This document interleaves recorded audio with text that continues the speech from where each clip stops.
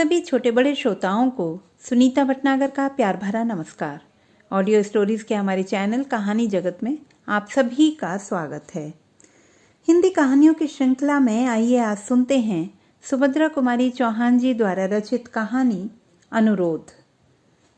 कल रात को मैं जा रहा हूँ। जी नहीं, अभी आप न जा सकेंगे, आग्रह, अनुरोध और आदेश के स्वर में वीणा ने कहा। निरंजन के होठों पर हल्की मुस्कुराहट खेल गई। फिर बिना कुछ कहे ही उन्होंने अपनी जेब से एक पत्र निकालकर वीणा के सामने फेंक दिया और शांत स्वर में बोले, मुझे तो कोई आपत्ति नहीं, आप इस पत्र को पढ़ लीजिए। इसके बाद भी यदि आपकी यही धारणा रही कि मैं न जाऊं, तो जब तक आप न कहेंगी मैं न जाऊंगा। वीणा ने सिर हिलाते हुए कहा, जी नहीं, रहने दीजिए, मैं कोई पत्र वत्र न पढ़ूंगी और न आपको जाने ही दूंगी। हल्की मुस्कुराहट के साथ निरंजन ने पत्र उठा लिया और बोले, आप न पढ़ना चाहें तो भले ही न पढ़ें। पर उनकी बात को काटते हुए वीणा ने कहा, अच्छा लाइए, जरा देखूं तो सही किसका पत्र है।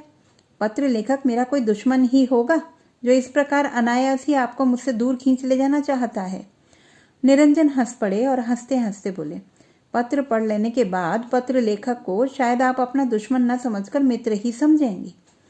वीणा ने विरक्ति के भाव से कहा, जी नहीं, यह हो ही नहीं सकता। जो आपको मुझसे दूर खींच ले जाना चाहे वह कोई भी हो, मैं तो उसे अपना दुश्मन ही कहूंगी। निरंजन ने कहा, सच? पर आप ऐसा क्यों सोचती हैं? वीणा ने निरंजन की बात नहीं सुनी।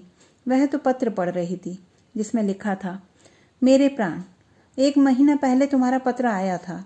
तुमने लिखा था कि यहाँ का काम 1-2 दिन में निपटा कर रविवार तक घर अवश्य आ जाऊंगा। इसके बाद सोचो तो कितने रविवार निकल गए। रोज तुम्हारा रास्ता देखती हूँ। उधर से आने वाली हर एक ट्रेन के समय उत्सुकता से कान दरवाजे पर ही लगे रहते हैं। ऐसा मालूम होता है कि अब तांगा आया, अब दरवाजे पर रुका और अब तुम मेरे प्राण आकर मुझे क्या कहूँ। मैं जानती हूँ कि तुम अपना समय कहीं व्यर्थ ही नष्ट न करते होंगे, किंतु फिर भी जी नहीं मानता। यदि पंख होते तो उड़कर तुम्हारे पास पहुँच जाती। तुम कब तक आओगे? जीती हुई भी मरी से गई बीती हूँ। जब 2 पक्षियों को भी एक साथ देखती हूँ तो हृदय में हूक सी उठती है। क्या यह लिख सकोगे कि कब तक मुझे प्रतीक्षा करनी पड़ेगी? वैसे तुम्हारी इच्छा जब आना चाहो, पर मेरा तो जी यही कहता है कि पत्र के उत्तर में स्वयं ही चले आओ। तुम्हारी। पत्र पढ़ते पढ़ते कई बार वीणा के चेहरे पर विषाद की एक झलक आई और चली गई। पढ़ने के पश्चात पत्र को उसने चुपचाप निरंजन की ओर बढ़ा दिया। निरंजन ने पत्र लेकर जेब में रख लिया। कुछ क्षण तक दोनों चुपचाप बैठे रहे। फिर वही रोज का कार्यक्रम, उमर खयाम की रुबाइयों का अनुवाद आरंभ हो गया। निरंजन शांत और अविचल थे, किंतु वीणा स्वस्थ न थी। आज वह रुबाइयों को न तो ठीक तरह से पढ़ ही सकती थी और न ही उनका अनुवाद कर सकती थी। निरंजन से वीणा की मानसिक अवस्था छिपी न रह सकी। उन्होंने कहा, आज आप अनुवाद का काम रहने ही दें, कल हो जाएगा। चलिए थोड़ी देर ग्रामोफोन सुने।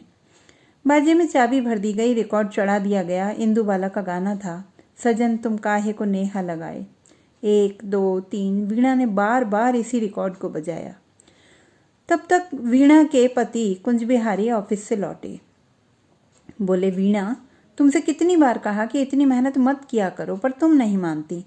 जरा अपना चेहरा तो जाकर शीशे में देखो, कैसा हो रहा है। वीणा कुछ ना बोली। निरंजन ने कहा, जी हाँ, यही बात तो मैं भी इनसे कह रहा था कि आप इतनी मेहनत ना करें, सब होता रहेगा। उस दिन निरंजन के जाने के बाद वीणा ने रात भर जागकर सारी रुबाइयों का अनुवाद कर डाला। अब केवल एक बार देख भर लेने की ही आवश्यकता थी। निरंजन की पत्नी का पत्र पढ़ लेने के बाद वीणा अपने आप ही अपनी नज़रों में गिरने लगी। उसे ऐसा मालूम होता था कि निरंजन के प्रति उसका प्रेम स्वार्थ से परिपूर्ण है, क्योंकि उसे उसका साथ अच्छा लगता है और इसीलिए वह उन्हें अपने दुराग्रह से रोके जा रही है। निरंजन की पत्नी की नम्रता, उसके शील और विश्वास के सामने वीणा अपनी दृष्टि में स्वयं को हीन अनुभव करने लगी। निरंजन बहुत नम्र प्रकृति के पुरुष थे और विशेषकर स्त्रियों के साथ वे और भी अधिक नम्रता से पेश आते। यही कारण था कि वीणा का आग्रह टाल न सके। कई बार जाने का निश्चय करके भी वे न जा सके, किंतु आज वीणा ने सोचा कि अब मैं उन्हें कदापि न रोकूंगी, जाने ही दूंगी। मैं जानती हूँ कि उनका जाना मुझे बहुत अखरेगा, परंतु यह कहाँ का न्याय है कि मैं अपने स्वार्थ के लिए एक पति पत्नी को अलग अलग रहने के लिए बाध्य करूं। ना, अब यह ना होगा, जो बीतेगी वह सहूंगी, पर उन्हें अब ना रोकूंगी। दूसरे दिन समय पर ही निरंजन आए। वीणा उन्हें ड्राइंग रूम में ही मिली। उन्हें देखते ही उठकर हंसती हुई बोली। यद्यपि उसकी वह हंसी होंठों तक ही थी, उसकी अंतरात्मा रो रही थी। उसे ऐसा जान पड़ता था कि निरंजन के जाते ही उसे उन्माद हो जाएगा। वह बोली, कहिए निरंजन जी, आपने जाने की तैयारी कर ली? निरंजन ने नम्रता से कहा, जी नहीं, मैं आज कहाँ जा रहा हूँ। मैं तो जब तक आपकी रुबाइयों का अनुवाद ना हो जाएगा तब तक यहीं रहूँगा। वीणा बोली, मेरी तो सब रुबाइयों का अनुवाद हो गया, आप देख लीजिए। आश्चर्य से निरंजन ने पूछा, सच? मालूम होता है आपने रात को बहुत मेहनत की है। वीणा, हाँ मेहनत तो ज़रूर की है, किंतु आपको आज जाना भी तो है। आप इन्हें देख लीजिए, 2-3 घंटे का काम है बस। निरंजन मुस्कुराते हुए बोले, क्यों, आप मुझसे नाराज़ हो गई क्या? आप मुझे इतनी जल्दी क्यों भेजना चाहती हैं? मैं आराम के साथ चला जाऊंगा।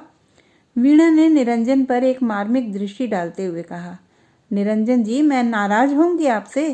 क्या आपका हृदय इस पर विश्वास कर सकता है? मैं तो जानती हूँ कभी ना करेगा, किंतु जिस प्रकार आप इतने दिनों तक मेरे आग्रह से रुके रहे, उसी प्रकार मेरे अनुरोध से आप आज रात की गाड़ी से चले जाइए। निरंजन ने दृष्टि उठाकर एक बार वीणा की ओर देखा, फिर वह अनुवाद की हुई रुबाइयों को देखने लगी। तो दोस्तों, ये थी हमारी आज की कहानी। आपको कैसी लगी कमेंट बॉक्स में लिखना ना भूलें। चैनल को सब्सक्राइब करें, लाइक करें और मित्रों के साथ शेयर करें।